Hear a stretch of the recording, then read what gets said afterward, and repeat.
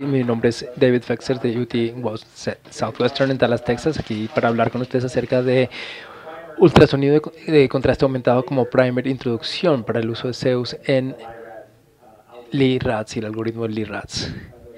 Entonces, algunos temas de descargos para reportar. Primero necesito decir que he sido miembro del LIRADS ya por un tiempo y como pueden ver soy miembro de varios comités y grupos de trabajo, así como parte de la Alianza de Biomarcadores de Imágenes Cualitativas. Entonces, lo principal que vamos a ver, una revisión de los principios básicos del ultrasonido de contraste, lista de aplicaciones comunes, aplicaciones emergentes y algunos tips de éxito para aquellos que todavía no están haciendo este tipo de ultrasonido, cuáles son algunos de los requerimientos logísticos, adquisición de imágenes, problemas que pueden aparecer y aspectos para ayudarles a desarrollar la práctica. Entonces, primero algunos principios básicos acerca del ultrasonido de contraste. Es importante notar que esta técnica en Estados Unidos por lo menos no es reembolsable. Para algunos pacientes esto puede sonar peligroso o puede asustarlo cuando ustedes empiezan, pero esperaría que ninguna de estas cosas lo va a evitar que ustedes empiecen y que al final de todos estos años estén todos convencidos de usar agentes de contraste de microburbujas. El contraste ultrasonido tiene un alto perfil de seguridad, no hay toxicidad renal, esos se liberan por los pulmones, esos agentes de contraste, y se pueden ofrecer en cualquier nivel de disfunción renal o de hígado. Hay muy pocos eventos adversos, una muy tasa baja de reacciones y muy pocas contraindicaciones, algunas ligeras con arritmias y enfermedad del corazón. Hay varios agentes aprobados alrededor del mundo. Los dos que tengo numerados acá arriba son aquellos que utilizamos acá en los Estados Unidos. Sonoview o Lumazon se llaman los Estados Unidos, y Definity, probablemente sean algunos de los agentes más comunes utilizados para las imágenes del hígado. ¿Cómo funcionan esos agentes de microburbujas? Están compuestos por estas pequeñísimas burbujas de 1 a 10 micrómetros, más o menos del tamaño de un glóbulo rojo. Tienen un núcleo de gas. En este diagrama vemos hexafluoruro de azufre y unas moléculas de fosfolípidas que encapsulan ese gas con microesferas de tipo lipídicas A. Uno de los otros aspectos únicos de estos contrastes, de esos agentes de contraste, es que en contraste con otro tipo de agentes que son partículas pequeñas, moléculas pequeñas que salen del torrente sanguíneo y se acumulan en el espacio intersticial extravascular, las microburbujas del tamaño del glóbulo rojo aproximadamente son agentes totalmente intravasculares, entonces se quedan dentro de la sangre, no salen. Y entonces estas son consideradas agentes puros del torrente sanguíneo y se liberan entre 5 a 8 minutos por los pulmones, lo que nos permite reinyectar aproximadamente cada 10 minutos, a diferencia de los otros tipos de agentes donde se necesita esperar bastante tiempo. Con estos podemos tener múltiples inyecciones en un solo examen. Y otro aspecto único de estos agentes de microburbujas es que su respuesta al pulso de ultrasonido durante un ciclo de una ola. Vemos acá la presión positiva y negativa de ultrasonido. La burbuja oscila, se contrae y se expande. En esta oscilación, que de acuerdo a la armonía de la frecuencia ultrasónica. Entonces, estos armónicos son tan poderosos que el ultrasonido puede detectar burbujas únicas en vivo y in vitro. Entonces, en esta micropipeta ustedes pueden ver burbujas individuales muy pequeñas, y esto permite un muy alto contraste entre las burbujas y el fondo y nos permite inyectar dosis muy pequeñas, aproximadamente 10 a 100 veces más pequeñas que los contrastes que solemos administrar para TAC y para resonancia magnética. Entonces, la respuesta no lineal de las microburbujas que produce esos armónicos en relación con los tejidos blandos que producen eco en las frecuencias primarias, nos permiten crear imágenes de, comillas, solo contraste, o lo que se llama sustracción de tejido en tiempo real, usando varias técnicas como filtros armónicos, inversión de fases y modulación de amplitud. Y incluso en vivo, tal como en este hígado acá, se ven microburbujas individuales circulando en el torrente sanguíneo. Una técnica utilizada se llama imagen de inversión de fase. Como vemos, entonces se envía un pulso de ultrasonido de tejidos del fondo. La mayor parte de la señal regresa al transductor en la frecuencia fundamental. Pero cuando tenemos microburbujas circulando, tenemos fuertes señales de parte de los armónicos de la frecuencia primaria, y si se envían dos pulsos de fase opuesta, la adición de estas va a anular la mayor parte de las señales de la frecuencia fundamental, pero esto resulta en una relativa amplificación de la señal cuando están las microburbujas. Entonces esta técnica se llama sustracción de tejido en tiempo real. Entonces hay un modo específico de contraste. Aquí se pueden ver el contraste de la microburbuja en una arteria donde se destaca la placa calcificada, cosa que no se puede ver aquí a la izquierda en la imagen de rutina B, del modo B, modalidad B. Las microburbujas son de hecho muy frágiles, entonces a altas presiones esas burbujas pueden entrar en cavitación inestable y se pueden explotar.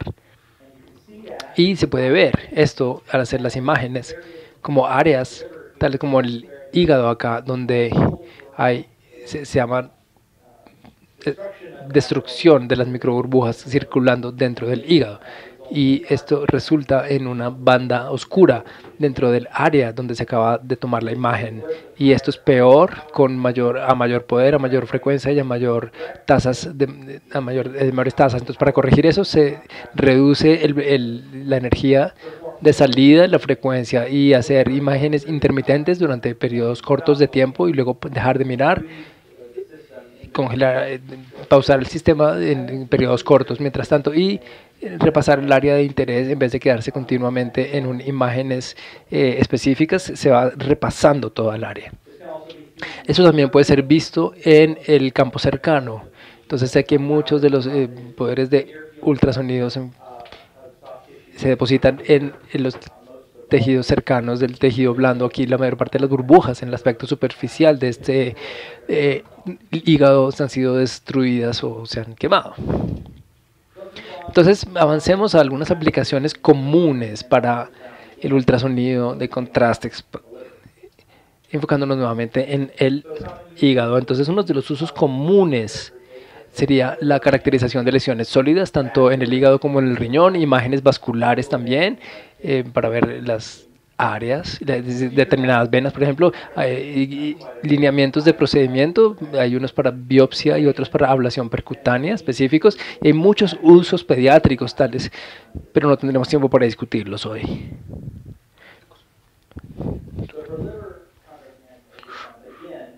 De nuevo, este tipo de ultrasonido es muy útil para distinguir masas benignas de no benignas, caracterizándolas, y para lesiones malignas en pacientes en riesgo. Definitivamente les permite caracterizarlas como HCC, carcinoma hepatocelular. Podemos utilizar contraste de ultrasonido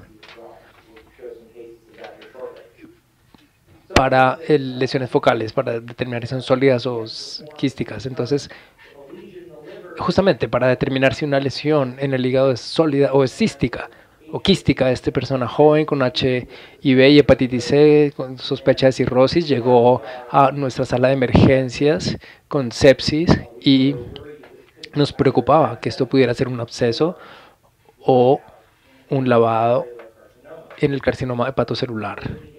Y cuando le dimos contraste, vemos que la lesión casi enteramente era negra, no tenía resaltado en el contraste, y vimos un halo en la parte gris que se ve como sólido, en esta parte como si fuera maligno, pero vemos que es claramente no es de hiperrealce en esta otra imagen y vemos que era un absceso y utilizamos el contraste. Durante la aspiración llevamos una aguja a ese absceso, inyectamos contraste en la cavidad para mostrar que se llena con el medio de contraste y luego lo aspiramos y resultó que era Klebsiella pneumoniae, un absceso de Klebsiella pneumoniae. Entonces, si hablamos de lesiones sólidas, quisiera empezar primero con si hay lavado. Y el lavado es importante porque casi todas las lesiones se lavan.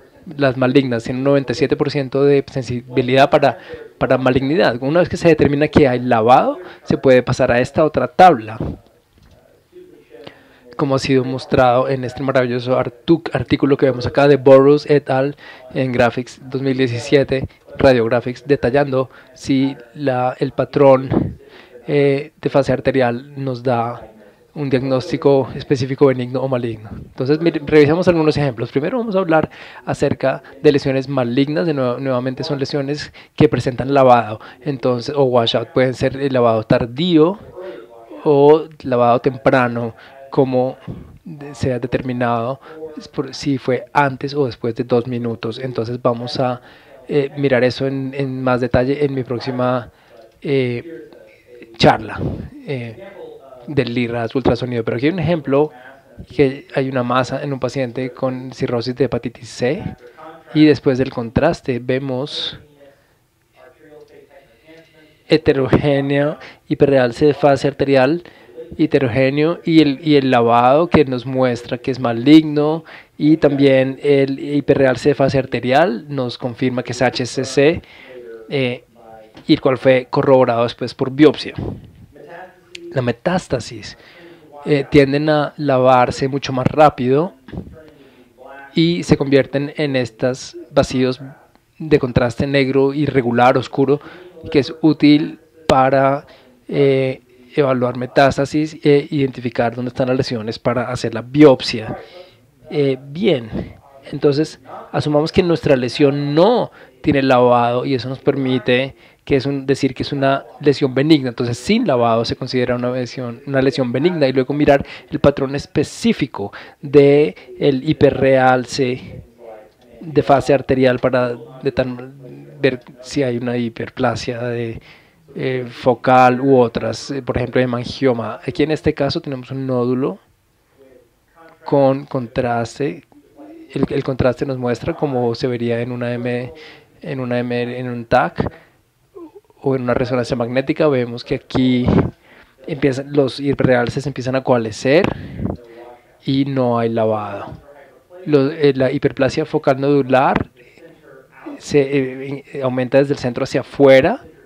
Esto se llama patrón centrifugal de hiperrealce, y eventualmente el relleno centrifugal ocupa la lesión entera y de nuevo no hay lavado. Entonces esto es un patrón muy específico para este tipo de hiperplasia focal nodular, este tipo de sin lavado.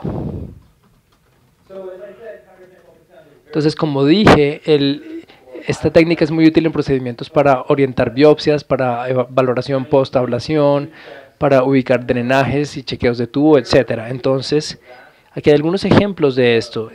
Entonces, este es un paciente con múltiples lesiones de hígado. Se le llevó a cabo una biopsia para diagnóstico. Eran muy difíciles de ver.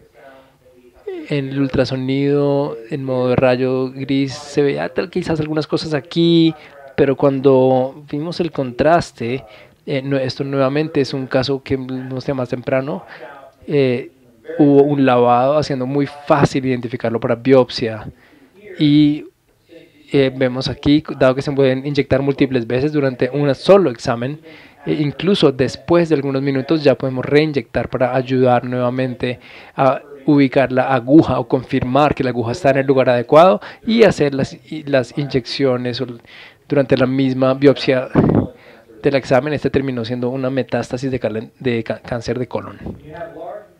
tenemos metástasis grandes como estas, en estos casos pareciera que la biopsia es muy directa, pero cuando se da contraste se puede ver fácilmente que la mayor parte de esta masa no es, no resalta, entonces está necrótica y es importante entonces apuntarle a la periferia, porque si se mira esta parte gris, en la parte gris sería muy difícil saber cuáles componentes de esta masa son viables o con realce o que no son viables y no tiene realce. Entonces podemos mirar a través de esta masa y encontrar las áreas con necrosis, pero también podemos encontrar áreas con realce y apuntarle a estas áreas y este resultó siendo una metástasis de cáncer de pulmón.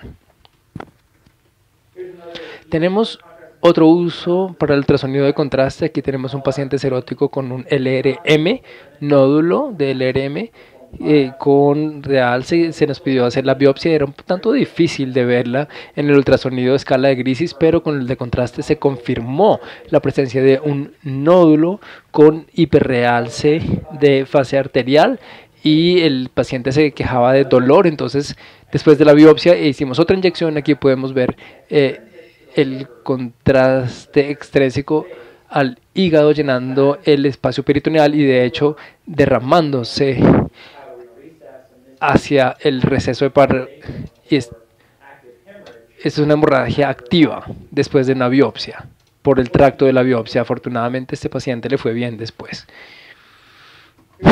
Aquí tenemos otro paciente que tenía una historia de HCC, pero tenía una ablación. Entonces esta es la zona de ablación, este nódulo y esta sombra, pero al lado de esa área hiper apareció un código hipernoic. Dado que había falla renal, no queríamos dar agentes de contraste que lo pudieran afectar, entonces hicimos ultrasonido de contraste mostrando que ese nódulo tenía hiperrealce de fase arterial y lavado, y confirmamos el HCC, hicimos ablación de microondas, con lo cual vemos la microablación acá mostrando el gas, y luego hicimos una segunda inyección donde ya veíamos que ya no hay más hiperrealce.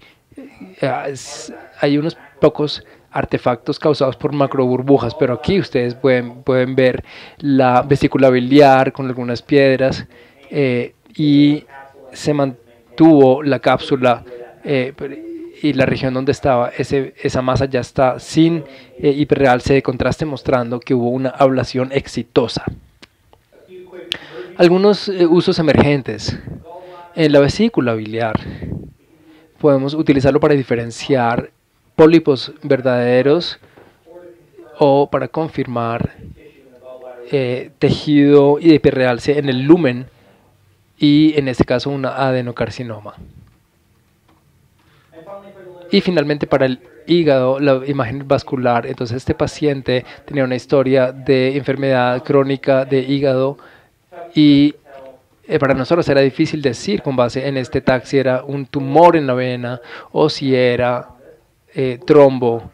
Entonces le dimos contraste. Aquí vemos las que hay en hiperrealce en las arterias, pero no en la vena porta.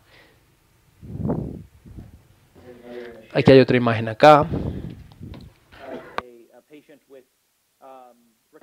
de un paciente con masa retroperineal, preocupante la presencia de IBC o trombo tumoral o tumor trombótico, pero sin el contraste no podíamos ver, pero con el contraste, con el ultrasonido de contraste, podíamos atravesar todo el abdomen y nos mostró que las venas hepáticas estaban patentes, las portales también, y luego el IBC, venas renales allí están patentes, y el IBC está comprimido por esta masa retroperitoneal. Entonces con esto voy a pasar ahora a mi diapositiva de conclusiones.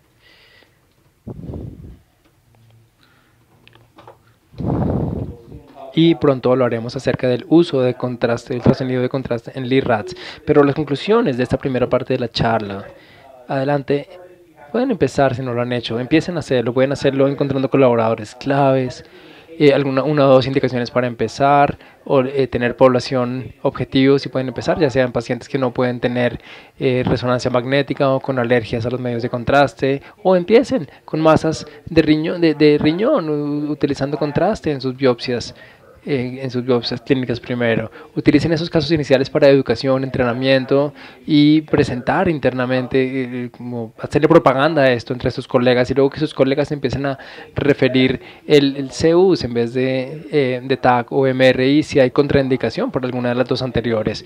Y luego pueden empezar a tener control del flujo de trabajo agregando el contraste, procedimientos invasivos y ofrecer en un mismo día el examen CEUS.